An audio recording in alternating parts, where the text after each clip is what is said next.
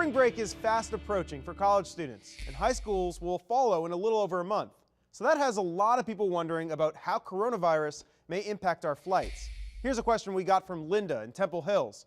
Are the airplanes cleaned after international flights to combat coronavirus? Here are the sources for this one: the Centers for Disease Control and Prevention, the World Health Organization, a pair of trade associations, and 3 domestic airlines. First, we turn to the WHO, which wrote that airlines should always clean as if there was an infected person on board. But in the end, this is all going to be up to the airlines. We reached out to the International Air Transport Association, that's one of the trade groups.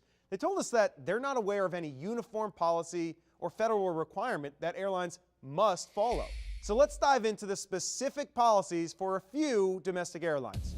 First, American told us that international flights get a, quote, deep level of cleaning, including the disinfecting of lavatories, tray tables, galley areas, and surface areas throughout the aircraft. United says they too wipe down hard surfaces using a disinfectant. And then there's Delta. They say they use a high-grade disinfectant on all flights arriving from Asia. So in the end, we can verify at least these 3 big airlines are cleaning their planes after landing. Do you have something that you want